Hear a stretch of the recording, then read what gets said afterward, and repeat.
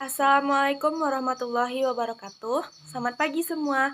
Perkenalkan, nama saya Sharon Regina Fitri. Saya berasal dari kelas 12 MIPA 1 dan saat ini bersekolah di SMA Negeri 1 Sumatera Barat. Nah, pada kesempatan kali ini saya akan melaksanakan percobaan pengkorosi pada logam. Nah, tujuan percobaan ini adalah untuk mengetahui hal-hal apa saja yang akan memicu terjadinya korosi kepada besi dan juga hal-hal yang akan mencegah terjadinya perkaratan pada besi. Nah, langsung saja kita masuk kepada percobaan tersebut. Nah, berikut adalah alat dan bahan yang dibutuhkan untuk melakukan percobaan korosi terhadap besi. Yang pertama, bahan yang dibutuhkan ialah paku besi. Yang berikutnya adalah gelas plastik. Yang berikutnya adalah air putih.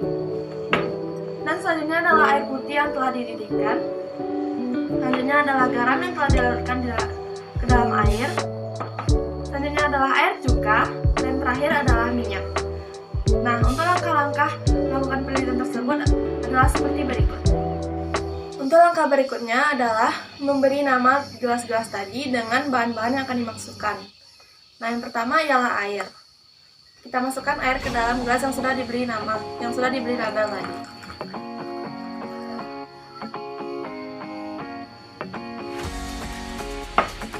Berikutnya adalah air panas.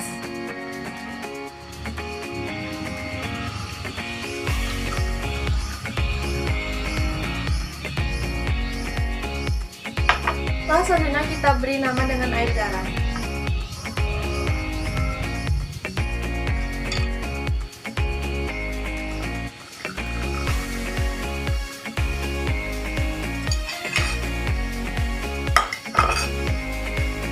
Gelas berikutnya kita isi dengan cuka.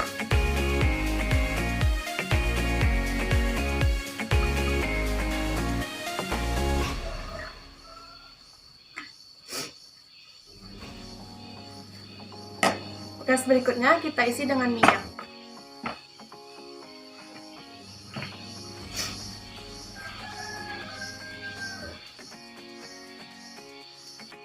Nah, untuk gelas terakhir kita biarkan kosong. Yang kita lakukan adalah memasukkan paku-paku ke dalam masing-masing gelas. Bisa dilihat ada paku-paku yang sudah berada di dalam gelas.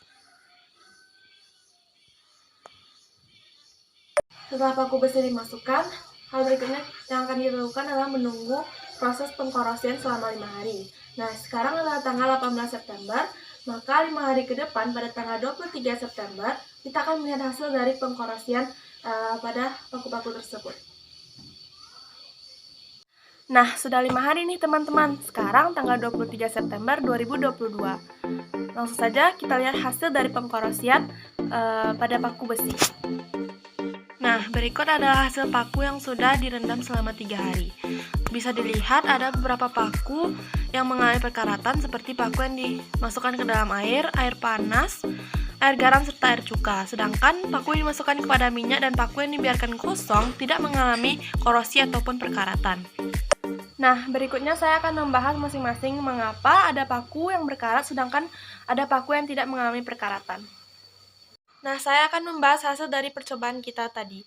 Yang pertama adalah paku yang dimasukkan ke dalam air. Paku yang dimasukkan ke dalam air mengalami korosi. Hal itu terjadi karena di dalam air terkandung oksigen. Nah, korosi terjadi lantaran air tersebut mengandung oksigen. Oksigen dalam air biasa lebih banyak dari air yang sudah dididihkan. Yang selanjutnya adalah paku yang dimasukkan ke dalam air yang mendidih. Air yang sudah dididihkan cenderung lembab dan memiliki temperatur yang sedikit lebih tinggi daripada air biasa. Temperatur yang lebih tinggi tersebut mempercepat terjadinya korosi. Laju reaksi yang meningkat dan partikel saling bertumbukan memudahkan terjadinya korosi. Nah, berikutnya adalah air garam. Paku yang dimasukkan ke dalam garam berkarat. Hal itu terjadi karena garam termasuk larutan elektrolit. Larutan elektrolit bersifat mempercepat proses korosi pada besi. Nah, berikutnya adalah air cuka. Paku yang dimasukkan ke dalam air cuka mengalami berkarat.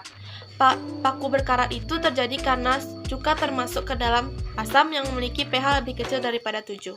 Yang berikutnya adalah minyak. Paku yang dimasukkan ke dalam minyak goreng tidak mengalami perkaratan. Hal tersebut terjadi karena minyak dapat menghambat kontak langsung antara besi dengan oksigen dan air sehingga korosi tidak akan terjadi. Nah, dan yang terakhir adalah besi yang dimasukkan ke dalam gelas kosong. Besi tersebut tidak mengalami perkaratan. Hal tersebut karena besi tidak akan berkarat di udara kering. Perkaratan hanya terjadi di udara yang lembab. Nah, dari percobaan dan hasil yang sudah dilihat tadi, dapat kita tentukan faktor-faktor yang menyebabkan terjadinya korosi. Yang pertama adalah pH dalam larutan, yang kedua adalah temperatur larutan maupun temperatur udara, yang selanjutnya adalah kelembapan udara, berikutnya adalah kontak dengan larutan elektrolit, dan yang terakhir adalah kontak langsung antara oksigen dan air. Nah, lantaran bagaimana cara kita untuk mencegah korosi tersebut agar tidak terjadi? Hal tersebut bisa kita lihat ketika kita masukkan paku tersebut ke dalam minyak dan juga ke dalam gelas kosong. Nah, cara pertama adalah menempatkan besi di dalam ruangan yang berudara kering, dan yang kedua adalah melumuri besi dengan minyak. Oke, itu saja yang dapat saya sampaikan. Mohon maaf bila ada kesalahan dalam tata cara maupun kata-kata yang saya ucapkan. Sekian dari saya. Assalamualaikum warahmatullahi wabarakatuh.